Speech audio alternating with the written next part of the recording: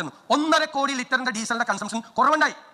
1.5 കോടി തെറ്റായ തീരുമാനമായിരുന്നു ആ സെസ് കൂട്ടാനുള്ള തീരുമാനം. അന്നത്തെ കാലത്ത് തെറ്റായ തീരുമാനം. കാരണം ഈ ട്രക്കുകളെല്ലാം പുറത്തു നടിച്ചു. അത് മാത്രമല്ല, ഇപ്പോഴും കേരളത്തിലേക്ക് അനധികൃതമായ ഡീസൽ, ഈ പെട്രോൾ വലിയ തോതിൽ ഇതര സംസ്ഥാനങ്ങളിൽ നിന്ന് വന്ന് ഒരു ടാക്സും കൊടുക്കാതെ, നമുക്ക് ടാക്സ് ഉണ്ടല്ലോ, സ്റ്റേറ്റിൽ ഒരു ടാക്സും കൊടുക്കാതെ വ്യാപകമായി വിറ്റഴിക്കപ്പെടുക.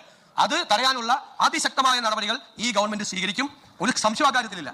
അങ്ങയുടെ കാലത്താണ് ഈ അപകടം മുഴുവൻ ഉണ്ടായത്. ഈ അപകടം മുഴുവൻ 1.5 കോടി ലിറ്ററിന്റെ ഡീസലിന്റെ കൺസംഷൻ കുറയുകയും വ്യാപകമായ നികുതി നഷ്ടം ഈ മേഖലയിൽ ഉണ്ടാകുകയും ചെയ്തത് ശക്തമായ നടപടികൾ ഗവൺമെന്റിന്റെ ഭാഗത്ത് നിന്ന് സ്വീകരിക്കാത്തതുകൊണ്ടാണ്. അത് ഞങ്ങൾ മനസ്സിലാക്കി.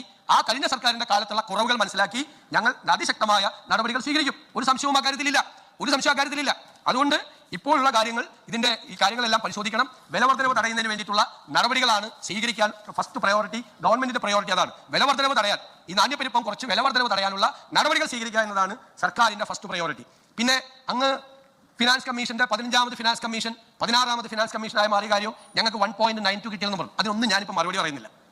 ഈ സംസ്ഥാനത്തെ തന്നെ വിസ്മയിപ്പിക്കുന്ന ഒരു ധവളപത്രം സംസ്ഥാനത്തിന്റെ സമ്പദ് വ്യവസ്ഥയിൽ വരുന്നുണ്ട്. മനസ്സിലായോ? വരുന്നുണ്ട്. ഇതിനൊക്കെയുള്ള മറുപടി അതിനകത്തുണ്ട്. അപ്പൊ പറഞ്ഞതിനൊക്കെയുള്ള മറുപടി, കൃത്യമായ മറുപടി അതിൻ്റെ അകത്തുണ്ട്. അന്ന് കേന്ദ്രത്തിൽ നിന്ന് എന്ത് കിട്ടി, ഇന്ന് കേന്ദ്രത്തിൽ നിന്ന് എന്ത് കിട്ടുന്നില്ല എന്നൊക്കെയുള്ള കാര്യം ഞാനത് വൈറ്റ് പേപ്പറിൽ സഭയുടെ മുമ്പിൽ വെക്കേണ്ട ഒരു സുപ്രധാനമായ രേഖയാണ്. ആ വൈറ്റ് പേപ്പറിലുള്ള കാര്യങ്ങൾ എനിക്ക് പറയാനുള്ള പരിമിതികളുണ്ട്. അത് അനൗചിത്യവുമാണ്, ഒരു ഇംപ്രോപ്രൈറ്റി അതിനകത്തുണ്ട്. അത് നേരത്തെ പറഞ്ഞാൽ അതുകൊണ്ട് ആ പേപ്പർ വയ്ക്കുമ്പോൾ വളരെ കൃത്യമായ കാര്യങ്ങൾ പറയും. കേന്ദ്രത്തിൽ നിന്ന് എന്ത് കിട്ടി, ഇപ്പോൾ 16ാം ധനകാര്യ കമ്മീഷൻ വന്നപ്പോൾ എന്ത് കിട്ടുന്നില്ല എന്നൊക്കെ കൃത്യമായി അങ്ങ് ഉണ്ടാക്കി വെച്ചിരിക്കുന്ന ഒരു പ്ലാൻ ഉണ്ടല്ലോ. അതാണല്ലോ ഇപ്പോൾ ഞങ്ങളുടെ തോളത്തിരിക്കുന്നത്. അതിനെക്കുറിച്ചൊക്കെ വിശദമായി ആ ഫിസിക്കൽ ഹെൽത്തിനെ കുറിച്ച് ഞങ്ങളതൊരു it's not a political paper.